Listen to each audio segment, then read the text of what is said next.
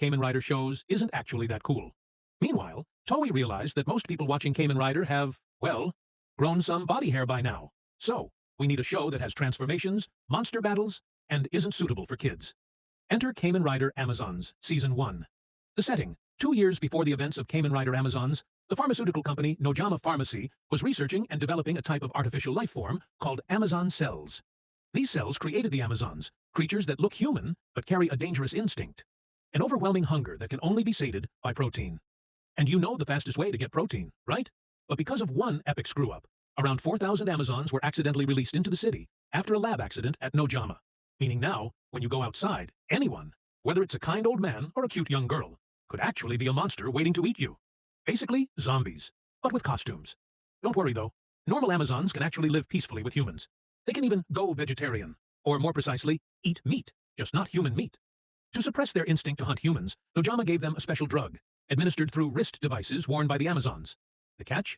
The drug only lasts about 2 years. After that, their instinct to devour humans reawakens. To be fair, while Nojama did create this disaster, they weren't completely irresponsible. They formed a group called the Extermination Team, tasked with hunting down Amazons whose instincts had awakened. A typical workday for this team starts with them disguised as public health officials, supposedly out inspecting for disease outbreaks. But in reality, they're fully armed and ready to track and eliminate Amazons. Yes, once an Amazon awakens its taste for human flesh, there's only one solution: put it 6 feet under. And here's what we were talking about just now. An Amazon attacks the Extermination Team. Despite being heavily armed, at the end of the day, the team members are still just ordinary humans. Trying to subdue or kill an Amazon isn't exactly what you'd call fair. So that's where we have Mamoru, a team member who is actually an Amazon himself. He transforms and fights back against the awakened Amazon. At first, you'd think, well, I guess 99% of the team's fighting power comes from this one Amazon guy. The other members of the Extermination Team coordinate surprisingly well. Looks like electric weapons actually work on Amazons. After a while, Mamoru breaks free from being restrained. Another team member figures out the Amazon's weak spot on its face. In no time, Mamoru lands a donut punch straight into its head, and the Amazon instantly explodes in a spray of blood. After finishing the job, the team captain reports back to Mizusawa, one of the directors at the Nozama Corporation. Shido Makoto wants to question her about the Amazons, including Mamoru. Like, yo, you hiding something, homie? But she pretty much says, look, you want your bonus, or what? If yes, then zip it. And the conversation ends there. Meanwhile, the number of awakened Amazons is steadily rising, which actually worries Madam President Mizusawa quite a bit. But for now, let's leave them aside. Now we have a young man named Haruka. Soft boy vibes. He's an Amazon created by President Mizusawa herself by combining Amazon cells with her own genes. That's why every one of Haruka's meals has to come with a dose of the suppressant drug.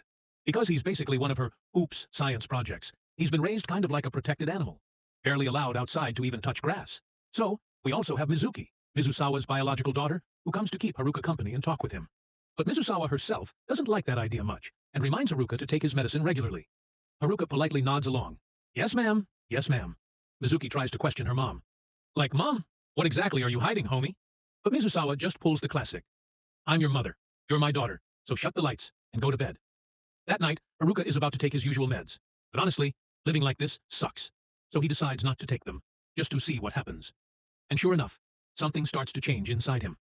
Meanwhile, out on a deserted road, a woman is riding in a truck with her boyfriend. Suddenly, he turns out to be an Amazon whose instinct to eat humans has awakened. And when that happens, the bracelet on his arm glows red. At the same time, it sends an alert back to the Nozama Corporation.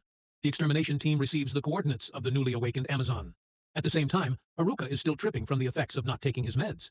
His mind is filled with hallucinations, drawing him somewhere unknown. The Extermination Team arrives at the scene. One of their members is quickly grabbed by the Amazon.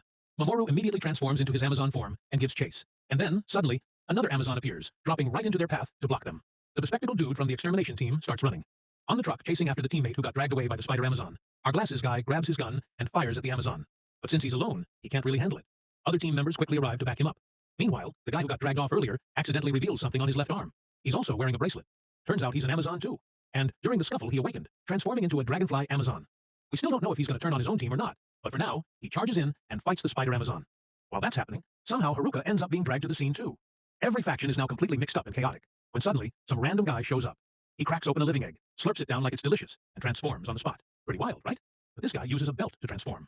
Kamen Rider Amazon Alpha. He rushes at the spider Amazon. 1, 2, 3, 4 hits, and bam, the spider Amazon evaporates. Meanwhile, Mizusawa realizes that her son Haruka skipped his meds the night before, and for the crime of not listening to his mom, Haruka basically starts spasming, looking like he's possessed, then transforms into a green Amazon. Haruka charges at the bat Amazon, tears off its wings, and finishes it with a slash straight to its ID core, then immediately moves on to fight the pink axe-wielding Amazon. But poor Haruka hasn't eaten anything yet, so he quickly runs out of energy. The extermination team is now aiming their guns at the 2 remaining Amazons, debating whether to capture them alive or just take them out. They seem to really trust their guns, though. At that moment, the Dragonfly Amazon pins Mamoru down, and, just like that, Kamen Rider Amazon Alpha grabs Haruka and carries him off. At the same time, a woman in a pickup truck shows up and tries to ram them. Alpha tosses Haruka aside and jumps onto the truck to escape. The Dragonfly Amazon also uses the distraction to slip away. The rest of the team jumps in their car and follows the signal from the bracelets. But when they get there, all that's left is a single bracelet. The Amazon ditched it to cut off the tracking signal. After all this, Captain Shido is even more determined to understand what these Amazons really are. The organization basically says, look, do you guys want your paycheck at the end of the month or not? But since the team keeps pressing, the higher-ups finally agree to reveal just a little. A guy is sent to brief them, explaining Amazon cells, Amazons, and their instinct to eat humans. Pretty much the same stuff I already mentioned earlier in the video. Just then, the team gets a call from the newly awakened Dragonfly Amazon. And, yep, they finally confirm his identity too. That is the end of part 1. Remember to subscribe for part 2